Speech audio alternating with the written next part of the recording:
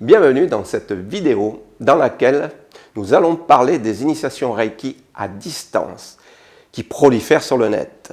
Alors, peut-on se faire initier à distance? Et si oui, sommes-nous vraiment initiés au Reiki? Je suis Francis Jacquet, maître enseignant Reiki, Usui et Karuna.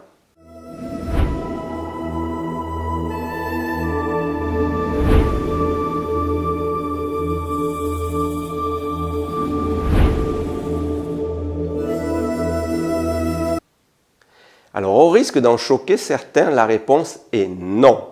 Nous ne pouvons pas nous faire initier à distance et pour cela, laissez-moi vous conter une petite histoire. Cela se passait dans des temps fort lointains. Un bédouin qui avait perdu son chameau se mit à prier avec ferveur le Tout-Puissant et implorer son aide.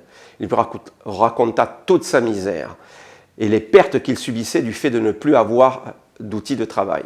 Il demanda à Dieu de lui envoyer un autre chameau et qu'en remerciement, il serait encore plus pieux et louerait encore plus son nom partout où il passerait. Puis il s'endormit au pied d'un palmier. À son réveil, quelle ne fut pas sa surprise de voir un chameau sagement assis près du campement. Il s'approcha de la bête, qui avait l'air docile et parfaitement prête à le suivre partout où il irait. Là, il se mit à prier et remercier le Tout-Puissant de sa bonté et sa grandeur pour avoir créé ce miracle. Notre chamelier était heureux comme un fou. Il passa le reste de la journée à cueillir des dattes et s'endormit le soir, harassé. Le lendemain, lorsqu'il ouvrit les yeux, le chameau avait disparu. Alors même qu'il allait se mettre à prier et demander à Dieu pourquoi il lui avait repris son chameau, il entendit une voix qui lui dit ceci: « Je peux tout te donner. Tu m'as demandé un chameau, je te l'ai envoyé. Mais mon ami, ce n'est pas à moi de l'attacher, c'est à toi de le faire. Je ne peux remplacer la main de l'homme. » Très beau conte, n'est-il point? Eh oui, mes amis, même si lors des initiations, nous appelons des entités de lumière pour nous aider, la main de l'homme reste capitale. Rien ni personne ne se substitue à cela.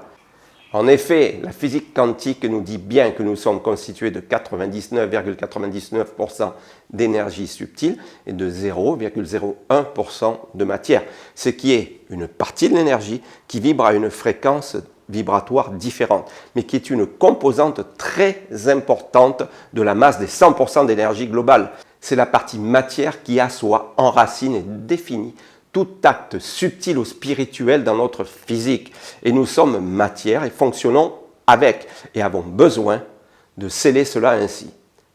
De plus, il y a le rapport entre le maître enseignant et l'initié qui est d'une importance capitale, puisqu'entre à part les connaissances, il y a un lien énergétique qui se crée lors des passages initiatiques que vous ne trouverez jamais à distance. Alors, me direz-vous, ceux qui se sont fait initier à distance ont ressenti un bien-être et quelque chose qui se passait. Alors bien entendu, ce qu'ils ont ressenti et vécu comme tel n'est ni plus ni moins qu'un soin à distance uniquement. C'est juste l'énergie Reiki qu'envoie l'initiateur. Mais en aucun cas, il s'agit d'une initiation. Nous devons, en tant que maître enseignant, agir sur certaines parties physiques de l'individu afin de les syntoniser à l'énergie du canal Reiki. Et cela ne peut se faire qu'en scellant certains protocoles dans la matière, donc sur l'individu même. Un dernier point que je considère comme une erreur, c'est que pour moi, l'initiation Reiki doit rester un acte de volonté profonde et une implication importante de la part du maître enseignant. Et que la maîtrise enseignante devrait être réservée qu'à ceux qui se sentent capables de s'y dévouer et non pas, comme on le voit parfois, une personne obtient un degré avec y compris la possibilité d'initier.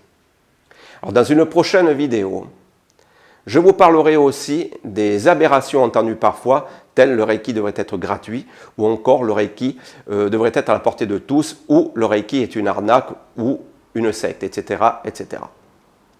Voilà, je vous remercie pour votre écoute et à très bientôt. Alors, cette vidéo est dédiée à ma meilleure élève, Marie-Margaret, qui est maître enseignant Reiki, Usui et Karuna.